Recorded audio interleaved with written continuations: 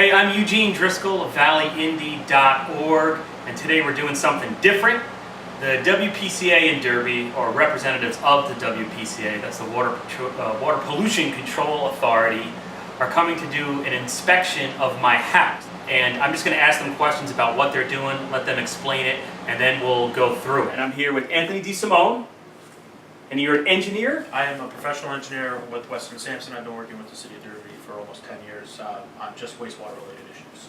So my first question to you, Anthony, if you could describe, I gave like a stupid man's version before you arrived, of the issue in Derby with stormwater getting into your sewer system. How big is the problem? Why is it a problem? Why does it need to be addressed? So the City of Derby uses about 1 million gallons of water a day just for regular domestic use, drinking, showering, washing dishes.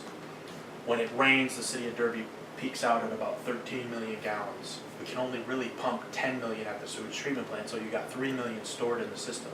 So the concern with excess water is overflows to the rivers, and it becomes a public safety issue, but also the taxpayers of the city who use the sewer system are actually paying to treat all this water. So by being able to get the water out, it's going to result in a savings over the long haul to both the taxpayers and the city. So excess water, that is the key here. That's what you're here to look at my house about. See if I'm contributing to this problem with my stormwater, whether it be the gutters on my roof or the 12 sump pumps I have in my basement. That's what you're here to look at. Yes. For instance, one sump pump puts about 15 to 20,000 gallons a day into the sewer system. That requires, when it rains, we need bigger pipes, bigger pumps, more chemicals at the sewage treatment plant, which in the end costs you more. Okay. So in the long term, it's to help control costs. My concern as a taxpayer in Derby is, the last time I let somebody in my house was during a revow, when I had just bought this home and they wanted to do an in-house inspection. And I let them in, and it ended up in me paying more taxes. My concern here is that by letting you do this, I'm going to be hit with a bill sometime down the future. I don't know. So the answer to that question is, right now, the WPCA is just gathering data. The state of Connecticut is funding this project to control costs to the city, to control costs to you as a sewer user, and right now we're just trying to gather data. We have to identify where all this flow is coming from.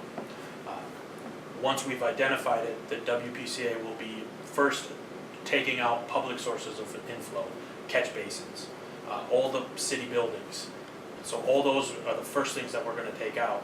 And then they're going to come up with a comprehensive plan on how do we try to get the private flow, sump pumps, roof leaders like from your house, cost effectively out of the system. Right now there are no charges associated with any sump pumps, roof leaders, and the city's got to come up with a comprehensive plan on how we're going to, over time, take these things out. And the answer may be that we don't take them out because the cost burden is too much on the taxpayer, or it's too much on the city's end. So these questions all have to be answered, and they won't be answered until October, November timeframe, when the report and the project are done. And then before any big projects happen, the other part of the city that hasn't been inspected is going to have to be inspected so we can identify where all the water's coming from. This house was built in 1960. I was born in 1974. I bought the house in 2010, barely. If my drain or drainage is inappropriate, doesn't that go back to the city approving all these things? Like, why could it I guess I'm miffed that it could potentially be my problem. When I had nothing to do with the way it was built, and I assume someone reviewed the plans, unless this was a Wild West where you could just put up whatever and dump it into the sewer system. What's the deal? I can't speak about what was done in the past. I do know that back in the 60s, 70s, 80s, Derby had a combined sewer system, so the proper way was for roof leaders, sump pumps, everything to go into the sewer system. And catch basins. They did a massive separation project because of overflows to the Housatonic River. It was paid for by the federal government. Most of the sewer overflows in the city were removed by the federal government in the 80s. Some, based on the data we have at the plant, some may still exist. But the reason we're going and looking for sump pumps and roof leaders is, like I said before, we have a lot of flow that comes into the system, and we need to identify it and find if it's cost-effective ways to remove them. Roof leaders, for instance, are typically very easy to remove. Just put them out onto the grass if you can. And then in other areas where it would go onto a sidewalk and make an icing condition, well, then that's got to be looked at a little bit better. But again, there are no costs, no fines. Right now, we're just data gathering. Usually we ask to see the sewer pipe first. Okay. I don't know if you know where that is. Oh yeah. Perfect. 186. We'll give you a copy of this so that you can post it on your page, but we're making a sketch. And then if this WPCA ever goes through and replaces sewers, they'll know where all the services come out, so we can line them up. You know, so we don't put your service over there, and then when you go to reconnect it. So this isn't like, hey, that's supposed to be 50. You have to replace your. Okay. This is just to place it in the house. Do you ever get any sewage smell, anything like that down here? No. You have a dehumidifier.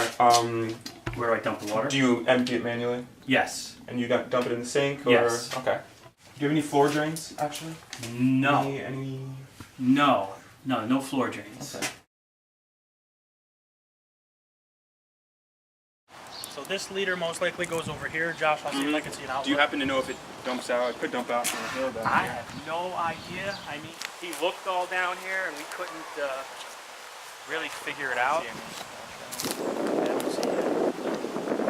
could have a dry well over here. It's highly unlikely, based on the way your sewer pipe is, that this actually goes to the sewer. It most likely goes to a dry well or exits out to this hill somehow.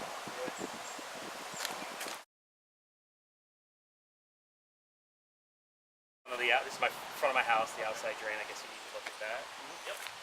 Goes into the ground, I think? Yeah. Here do not have anything for that. So that could go out to the sewer, could go to a dry well. So this could be a problem. It could be. Okay. Then you're gonna fine me $1,000 for it. No, there are no fines right now. But one day I wanted to ask you, because when I bought this house in 2010, I didn't really think about the drains. Although drainage has become an issue after the bad winters we got, blah blah blah. But I've always wondered, like, how do I even know where these go? So if you wanted to find out if these roof leaders actually go out to the sewer, the WPCA staff down at the treatment plant, give Lindsay a call at the plant. They come out, they'll do a dye test for you. That's that green. The green dye that we had in the Housatonic River, and that went to the drainage system. That's just that water. went to the drainage A lot of system. people panic, but yeah. That went to the drainage system, so it did exactly what it was supposed to do. They'll come out, they'll do a dye test free of charge on your roof leaders, and let you know if definitively a yay or a nay. And it goes into mysterious abyss. Well, people have actually disconnected their roof leaders themselves, and they put out basically 10 feet, 15 feet from the house. They put a 5-6 foot circular well. The roof leader comes into it, and it slowly percolates into the ground. Okay, and that's a matter of digging it up and putting it in, not a huge. Yeah. Like, so where could it? If this is hooked up to the sewer, so that means what? There's a pipe under here now that's going out to the road, probably. You've got a pipe coming out through the road and into the sewer main. The sewer main is very deep in the ground here, so it just flows by the force of gravity. Disconnected this and let it go. That's perfectly acceptable and fine. It could. Yep, your property should sheet flow through the grass down to the ravine you have back there. Okay. Other properties, it can become a problem. If your pitches back to your house, it's going to pond against your foundation. Those are then things you to could watch have seepage into your basement. We're trying to get the public awareness out about how key it is to get this information. And like I said, we go from 1 million gallons a day of basically just sewage water to 13 million gallons a day of when it rains. It's a lot of water that's costing everybody in the city money.